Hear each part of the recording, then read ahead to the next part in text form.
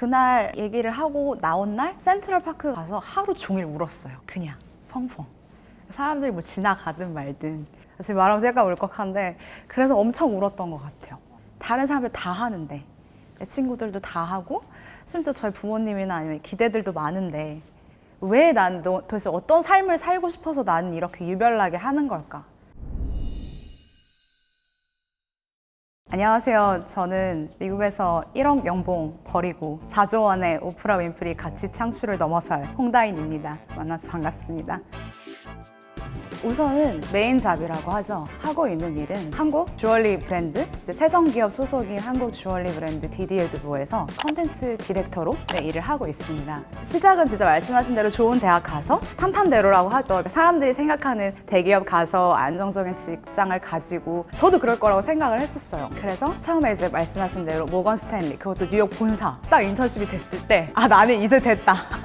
지난 동안의 힘든 시간들이 이제 여기서 다 끝나는구나. 되게 기대도 많았었고 설렘도 있었던 것 같아요. 사람이 맞는 것과 맞지 않는 것이 있구나 라는 거를 느꼈었고 이 직종, 이 산업 안에서는 적어도 저는 내 가치 실현을 하지 못할 것 같다라는 경험들을 꾸준히 하게 됐었어요. 그래서 그런 시간들이 좀 많이 지나다 보니 그럼 나는 사회의 어떤 일원으로서 어떤 일을 해야 할지 계속 고민을 하게 되었고 그러다 보니 건너 정말 자기 개발을 넘어서 여기까지 오게 된 것 같습니다. 보통 인턴들이나 이제 애널리스트 분들은 훨씬 더 일찍 가서 다들 출근을 마무리하는 것 같아요.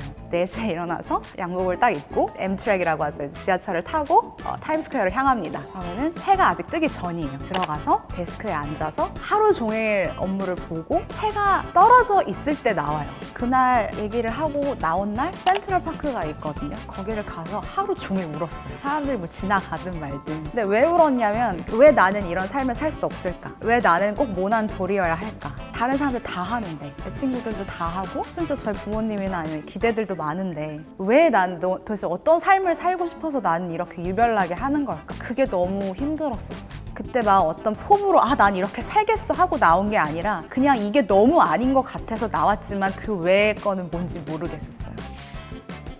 제가 모건이랑 그리고 로펌에서 일을 하면서 딱 한 가지 느꼈고 지금까지 실천하고 있는 게 있는데 절대로 나는 퇴근 시간을 보는 일을 하지 않으리라라고 다짐을 했었어요. 이게 무슨 뜻이냐면 보통 회사원들도 많이 그러시고 저도 그랬지만 제가 어느 날 출근하자마자 나 언제 퇴근하지? 라고 시계를 보고 있는 저를 본 거예요. 근데 그런 내 자신이 앞으로 내가 이 일을 몇십 년 동안 해야 되는데 그럼 나는 퇴근만 기다리면서 살아야 되는 삶인가? 그때 딱 내가 어떤 직종을 택하고 어떤 직업을 하던 난 절대 퇴근 시간을 보는 일을 하지 않으리라라고 다짐을 했었던 게 기억이 나요.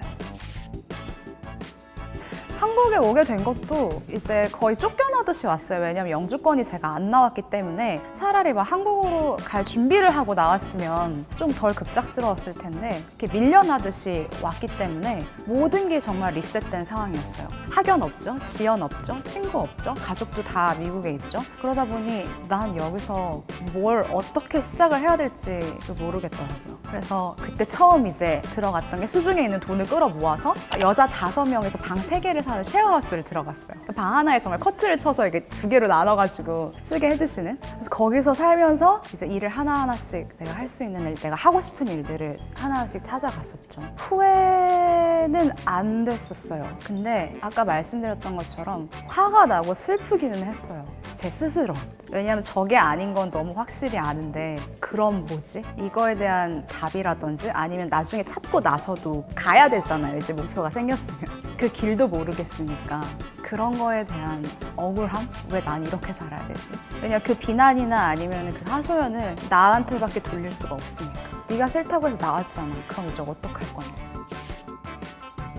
저한테 자기 개발은 자기 구원이었던 거. 말 그대로 구명, 나를 살리기 위한. 사실 요즘 자기 개발이라는 키워드가 되게 핫하잖아요. 더 나은 나, 더 멋진 나, 아니면 발전하는 나, 나아간 나. 전 진짜 다 너무 좋은 것 같아요. 개인적으로 저한테는 그거보다 더 치열하고 간절하고 어떻게 보면 저의 행사와 관련이 돼 있을 만큼 간절했던 것 같아요. 내가 여기서 더 나아지지 않고 더 무언가를 해내지 않으면 내가 원하는 삶을 절대 살 수 없다는 걸 일찍 알았던 것 같아요. 제가 살면서 느낀 웃긴 건 뭐냐면 그 어느 누구도 나의 모험에 보험을 들어주지 않고 욜로 하다가 골로 갈 수 있습니다. 진짜로. 모든 게 그렇다는 건 아니지만 정말 이런 사회와 인생을 우리가 지금 살고 있다고 저는 생각을 해요. 사실 코로나 같은 대재앙이 올 줄 누가 알았겠어요. 이 많은 변화무쌍한 인생과 삶 속에서 정말 유일하게 내가 컨트롤할 수 있는 거는 나밖에 없다고 생각을 해요. 즉 내가 어떻게 반응을 하거나 내가 어떤 일을 하거나 내가 어떤 가치를 창출해내거나 그런 의미에 있어서 저는 자기 개발은 되게 큰 배 안에 용골 같은 존재라고 생각해요. 키어이라고 하죠. 근데 이 용골은 절대 수면에서 보이지가 않아요. 늘 잠식되어 있기 때문에. 심지어 그 큰 배에서도 용골은 보이지 않아요. 이 용골이 역할을 할 때가 언제냐면 이 배가 가장 큰 위험을 만났을 때 이 배의 생사를 결정하는 게 저는 키어이라고 생각을 하거든요. 그런 의미에서 저는 그게 자기 개발이라고 생각을 해요. 근데 지금 보시는 것처럼 제가 지금 원하는 삶을 살고 그 방향으로 가고 있게 해준 유일한 저의 용골은 자기 개발밖에 없다고 생각을 해요. 이게 지금 제가 사는 삶이 엄청난 곳에 막 휴양지를 갈 수 있고 엄청나게 좋은 집을 살고 맛있는 거를 누리고 막 일을 안 하고 이래서 행복한 게 아니라 지금 누구보다 불안하고 누구보다 치열하고 누구보다 바쁘고 누구보다 긴장되는 삶을 살고 있는데 너무너무 행복해요.